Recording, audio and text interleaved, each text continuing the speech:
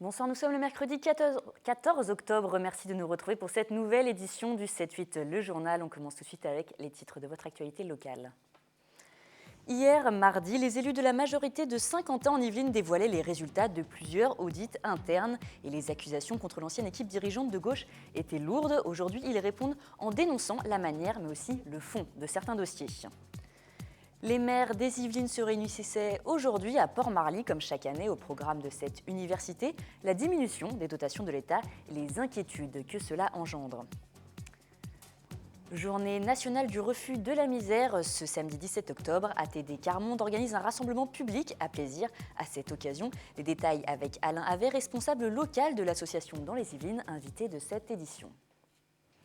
Et nous vous en parlions, il y a 10 jours, les salariés d'une entreprise de plaisir se mobilisaient pour récolter 150 000 €, somme nécessaire à une opération qui aurait pu sauver Christophe, leur collègue salarié touché par un cancer. Le 7 octobre dernier, Christophe est malheureusement décédé avant une éventuelle transplantation. Les 30 000 € déjà récoltés par les salariés iront à sa famille et à l'association Imagine Fort Margot qui soutient la lutte contre le cancer infantile. Après avoir passé devant la presse hier en revue les résultats de 5 audits commandés l'an dernier, président et vice-président de Saint-Quentin en Yvelines ont eu droit aujourd'hui à la réponse des principaux intéressés. La majorité accuse ses prédécesseurs de gauche d'avoir mal géré les finances, voire même d'avoir commis plusieurs erreurs. Les précisions de Wilfried Richy et Mélanie Poquet. Je veux bien avoir un vrai débat, mais avec des vrais documents sur qu'est-ce qui est reproché, sur quel élément, et pas à partir de graphiques qui n'ont aucun sens, pas sourcés, pas chiffrés, sur lesquels on peut faire dire tout et n'importe quoi. Agacée, l'opposition socialiste et communiste depuis hier et cette conférence de presse organisée par le président de la communauté d'agglomération Michel Logier et son premier adjoint en charge des affaires économiques Jean-Michel Fourgousse. Il faut dire que les accusations qui pèsent sur eux et qui seraient basées sur les analyses de 5 cabinets d'audit sont lourdes. Mauvaise gestion qui expliquerait un déficit de 400 millions d'euros et surtout train de vie dispendieux et recrutement partisan. C'est de la diffamation, on va mettre ça dans les mains d'un avocat. Moi, on ne peut pas se laisser mettre en cause et diffamer comme ça à tout va, de façon générale. En arrivant à la tête de l'agglomération, la nouvelle majorité de Saint-Quentin en Yvelines avait entrepris un bilan du travail mené par ses prédécesseurs. Si les élus aujourd'hui passés dans l'opposition se disent prêts à poursuivre en justice ceux qui auraient été coupables d'abus, elle attend des preuves. À un moment donné, on s'est demandé si c'était une conférence de presse de Michel Logier en tant que président d'Agglo, ou s'il s'agissait d'une conférence de presse partisane de Valérie Pécresse, puis en plus il y avait son porte-parole qui était là, ou d'un parti politique. Ce qui n'est pas du tout la même chose. Les deux sont légitimes, mais ce n'est pas la même chose. Mais là, en l'occurrence, on a l'impression qu'il y a utilisation des moyens de l'agglomération à des fins politiques au profit d'une famille politique, dans une période électorale. Avant le scrutin des régionales, les élus se retrouveront lors du prochain conseil communautaire et la séance risque d'être agitée. Le mois dernier, déjà, les tensions étaient vives autour des avantages concédés par l'ancienne majorité pour l'obtention de la Ryder Cup de golf en 2018. Politique toujours, aujourd'hui à Port-Marly se tenait l'université des mairies. Les maires des Yvelines étaient invités à rencontrer les partenaires économiques du quotidien autour de tables rondes, des ateliers ou encore des conférences. Pour cette 9e édition étaient présents sur l'événement le président du Sénat, Gérard Larcher, et le président du conseil départemental, Pierre Bédier, qui ont évoqué notamment la baisse des dotations de l'État. William L. était sur place. Élus, cadres et agents territoriaux, les représentants yvelinois ont répondu présents aujourd'hui à l'université des mairies de Port-Marly. Un événement qui rassemblait les acteurs économiques du territoire et les élus. L'occasion également pour eux d'échanger sur les grands défis à venir. Au cœur des discussions du jour, la baisse des dotations de l'État aux collectivités territoriales. Le département des Yvelines va perdre 120 millions d'euros en 3 ans. La communauté d'agglomération de Saint-Quentin-en-Yvelines va perdre 15 millions d'euros en 3 ans. La ville de Montény va perdre plus de 4 millions en 3 ans. Donc aujourd'hui, on est tous là pour être solidaires et pour savoir comment enrayer un petit peu ces choses-là. Le président du conseil départemental et le président du Sénat étaient présents et ont insisté particulièrement sur ces baisses de dotation. Il est légitime pour Pierre Bédier qui estime que l'organisation institutionnelle française n'a pas à payer la dette du système social français. Le problème, il est au niveau de notre système social. Il est au niveau de ce qu'on appelle l'État-providence. Je suis en train de vous dire qu'il ne faut pas faire de la solidarité à crédit sur les générations futures. Les 2100 milliards que nous les devons à cause de notre dépense sociale. Nous venons d'apprendre une décision unilatérale de l'État pour la fin 2017 qui est un coût d'1,6 milliard de plus sur la fonction publique territoriale dans une revalorisation salariale. Donc l'État ne peut pas avoir de langage. D'un côté, demander aux collectivités de réduire leurs frais de fonctionnement et en même temps les alourdir par des décisions unilatérales. Les efforts demandés aux collectivités seraient, d'après les élus, trop importants. Pour les maires, les baisses de dotation aux communes conduiraient inévitablement à une augmentation des taxes locales et une diminution des prestations sociales. Le 6 octobre dernier, le ministre de la Ville, Patrick Kanner, signait un contrat de ville avec Saint-Quentin en Yvelines et plus de 32 acteurs, dont Magny-les-Hameaux. La commune est notamment concernée avec le quartier du Buisson, anciennement classé quartier prioritaire. Il est dorénavant en veille active. Plus d'explications avec Mélanie Poquet. C'est notamment parce que le revenu médian est plus élevé que le critère fixé par l'État que le Buisson n'est plus quartier prioritaire. Mais la géographie prioritaire va s'effacer petit à petit avec le placement du quartier en veille active jusqu'en 2020, c'est-à-dire un maintien des politiques de droit commun. Le droit commun, on peut considérer que c'est la prévention spécialisée, on peut considérer que ce sont des effectifs de gendarmerie, que ce sont également des effectifs de l'éducation nationale, et puis aussi des actions qui peuvent concerner les transports, par exemple, pour la ville, pour continuer de participer au désenclavement du quartier. Pour lutter contre l'enclavement, de nouveaux transports ont été développés en collaboration avec la Casquille et le STIF. Avec plus de 3700 habitants, le quartier du Buisson regroupe près de 40% de la population de la commune de Magny-les-Hameaux. Une population avec des familles monoparentales touchées par le chômage des jeunes ou le décrochage scolaire. Certains de nos partenaires profitent du fait qu'on arrive en veille active pour dire on arrête puisque de toute façon vous n'êtes plus en contrat de ville. Ce qu'ils n'arrivent pas à saisir, je pense que c'est juste parce qu'ils n'arrivent pas à le saisir, parce que c'est nouveau, mais ils ne comprennent pas que nous sommes encore aujourd'hui signataires du contrat de ville. Toutes ces problématiques sont rassemblées en 6 objectifs actés avec la signature le 6 octobre dernier du contrat de ville intercommunal avec le ministre de la Ville. Économie à présent, lors de son conseil municipal, ce lundi 28 septembre, la municipalité de Magny-les-Hameaux s'est déclarée hors TAFTA. Le TAFTA, c'est le partenariat transatlantique de commerce et d'investissement entre l'Union européenne et les États-Unis, dont le but est d'instituer une zone de libre-échange et d'investissement, mais aussi de créer un marché commun aux règles simplifiées. La municipalité demande, entre autres, l'arrêt des négociations, mais aussi la diffusion publique des textes et l'ouverture d'un débat national, une prise de position symbolique. Écoutez le maire de Magny-les-Hameaux, Bertrand Houillon. On espère que ça ne restera que symbolique, puisque derrière, on veut absolument avoir connaissance de l'ensemble de ces textes et qu'il y ait un véritable débat citoyen en France par rapport à ces éléments-là.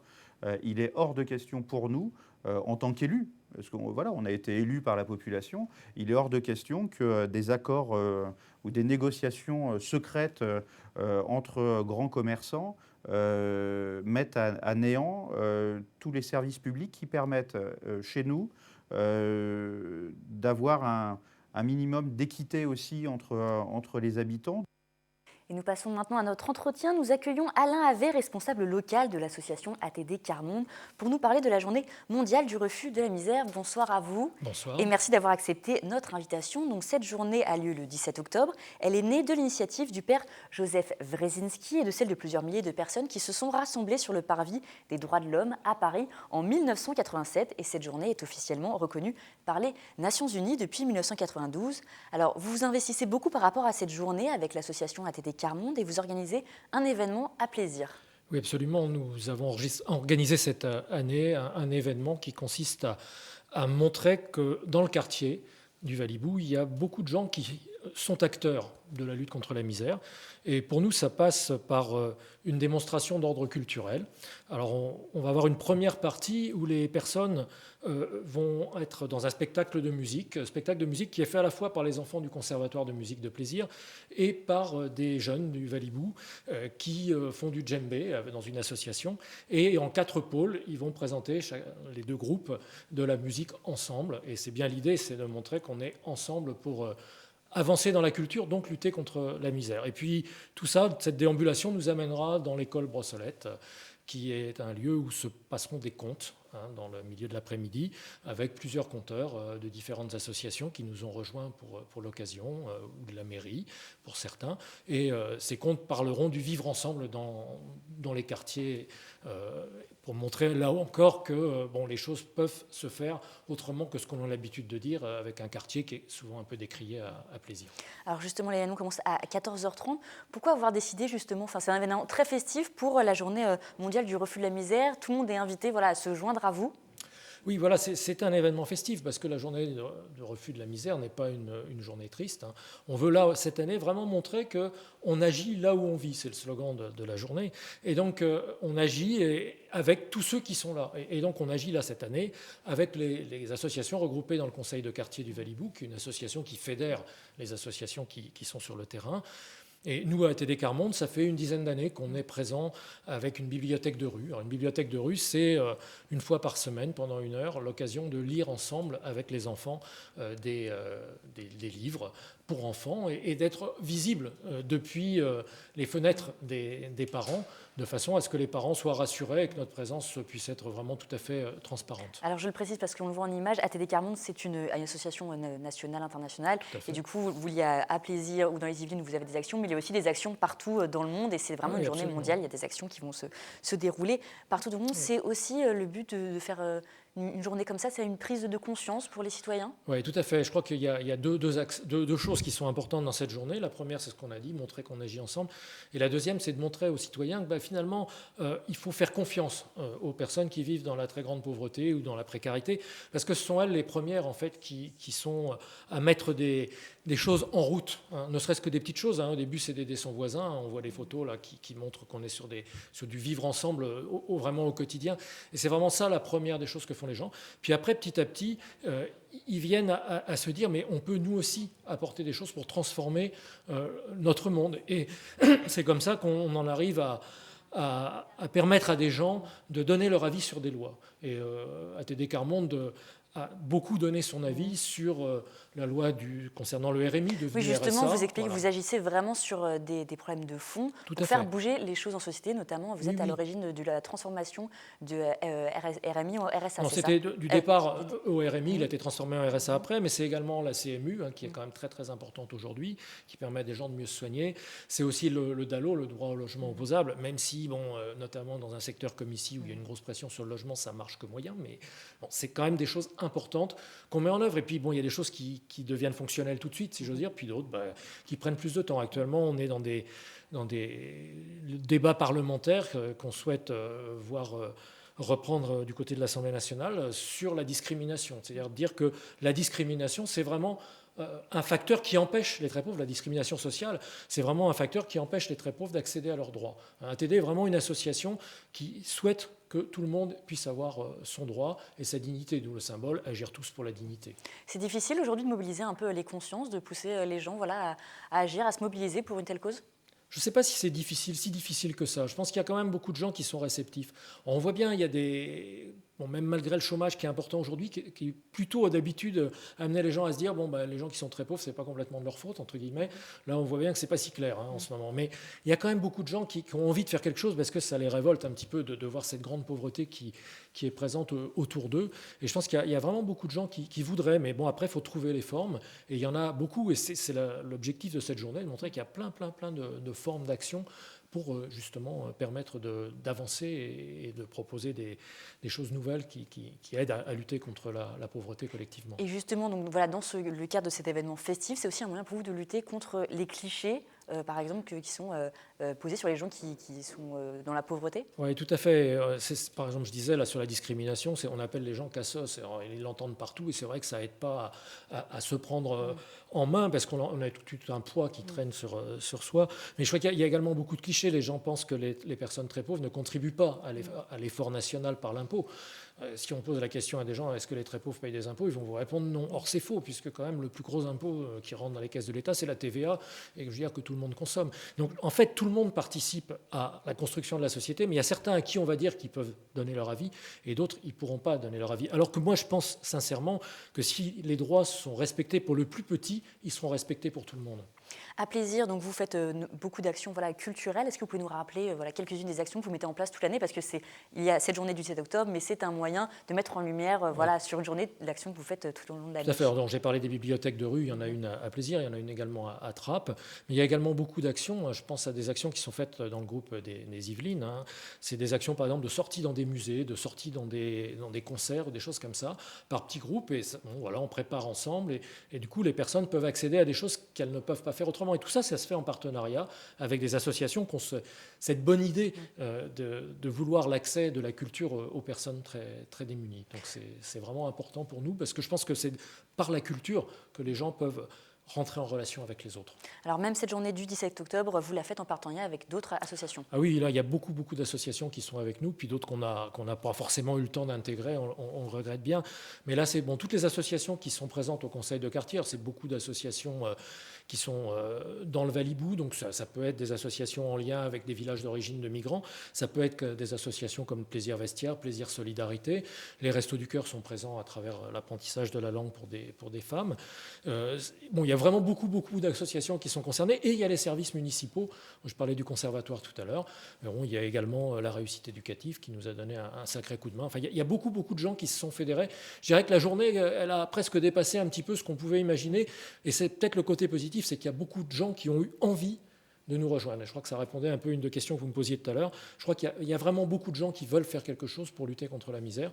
Et là, cette journée, elle permet ce rassemblement de personnes et je pense que c'est ce côté-là qui est très positif, quoi.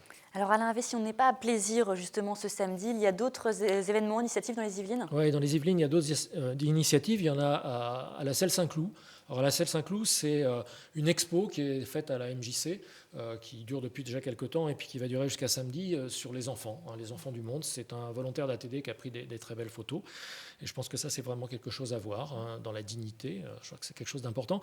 Il y a le Chênay, où la bibliothèque municipale a mis en avant un présentoir où il y a des ouvrages qui permettent de comprendre mieux ce que vivent les personnes démunies. Et puis enfin, plusieurs librairies à Versailles qui organisent notamment le samedi 17 des journées, des moments où les gens vont pouvoir se retrouver autour des livres. Et tout ça, on peut trouver les renseignements sur le site refuserlamisère.org, donc c'est sans accent et en un seul mot. Et on trouve tous les renseignements que je viens de donner là. Alors je le rappelle, la journée mondiale du refus de la misère à Plaisir, c'est le samedi 17 octobre. Rendez-vous à 14h30, place Robespierre Danton, au quartier du Valibou, et retour à la cour de l'école Brossolette. Et en cas d'intempérie, il faut se rendre directement à l'école Pierre Brossolette à 15h30. Merci beaucoup Alain Havet d'être venu sur notre plateau et de nous avoir parlé justement de cette journée. Merci. Et dimanche dernier, l'association Média Handicap organisait une nouvelle édition de son triathlon de l'Espérance, un rendez-vous dans le cadre de la semaine du handicap de Montigny-le-Bretonneux qui rencontre toujours un vif succès. Vous étiez nombreux à venir relever ce défi proposé. Parcours en fauteuil ou encore dégustation à l'aveugle. Média Handicap a été fondé en 2004 sur l'initiative de l'Inimontien, Sébastien Proyard, lui-même atteint de la maladie de Charcot. Il entend montrer à travers son association ce que peuvent réaliser les personnes en situation de handicap. Parmi ses parrains, je cite Harry Roselmack ou encore Robert Hossein. Et vous l'avez sans doute remarqué, les températures baissent et vous faites peut-être partie de ceux qui aiment profiter de cette période pour aller cueillir et ramasser des champignons en forêt. Mais si vous n'êtes pas un vrai connaisseur, ça peut être piégeux, voire dangereux, car tous les champignons ne sont pas propres à la consommation.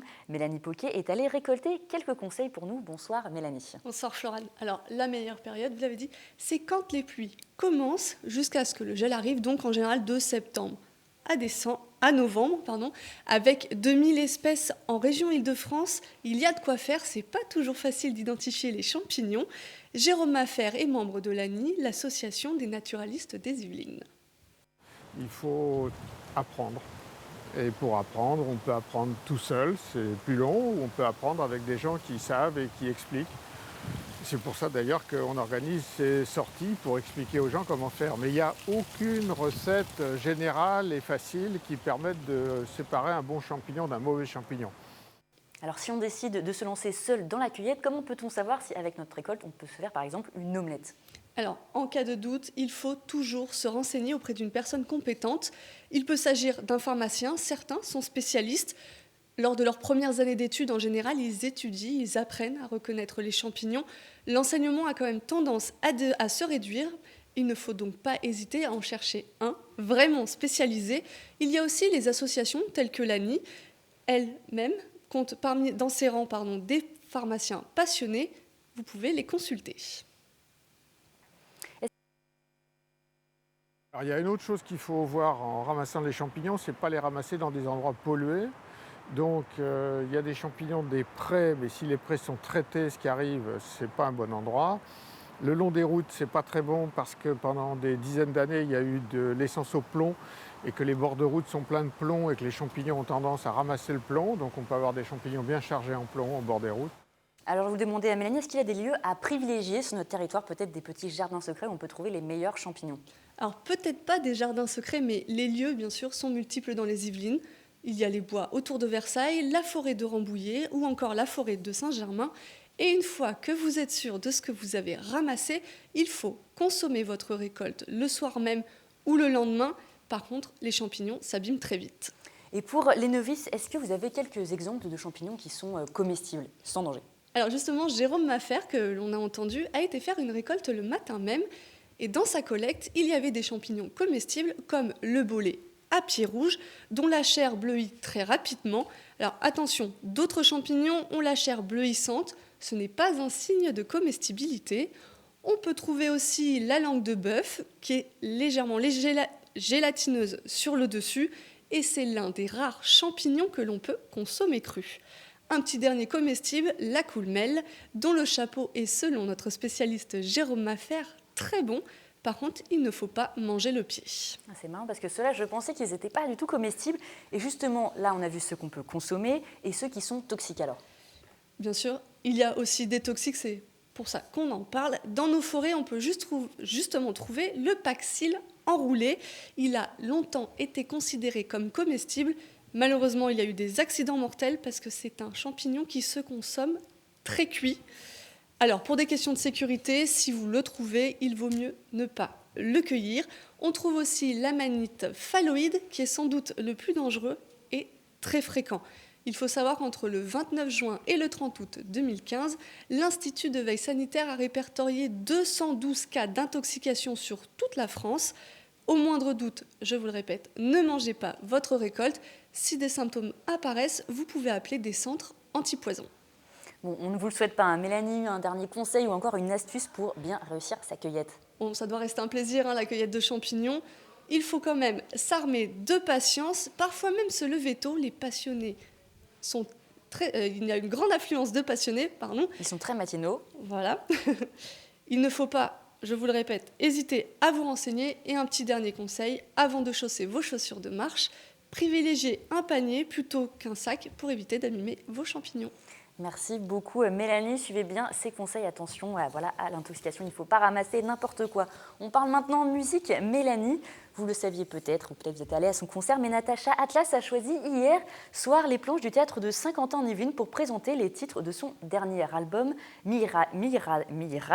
Rôde, album pour lequel elle s'est associée au célèbre musicien Ibrahim Malouf. Sephora Namani et Patrick Jacques de Dixmude ont eu la chance de rencontrer cette chanteuse. Regardez.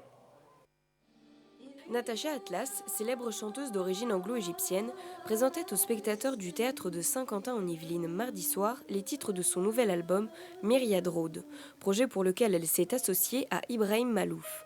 Après un an de collaboration, un album jazz aux influences orientales est né.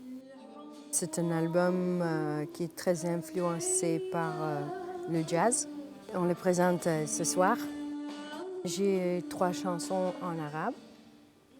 Et ça, vraiment, on entend la fusion entre l'oriental et l'occidental, mais vraiment dans le contexte plus jazz.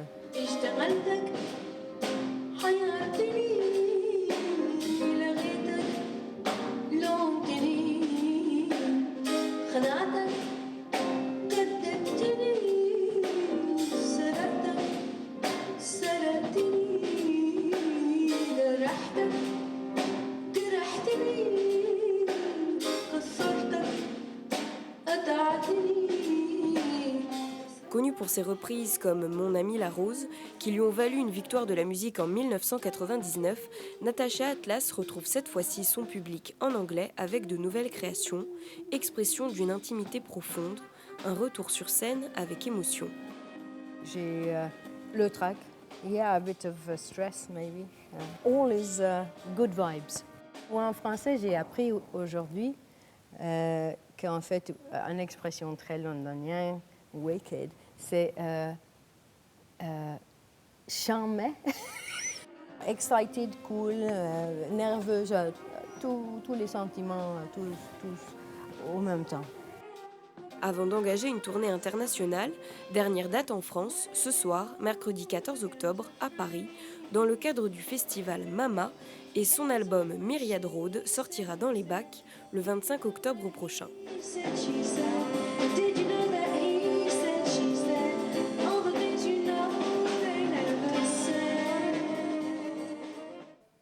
Natacha Atlas et son album Myriad Road, j'ai réussi à le dire.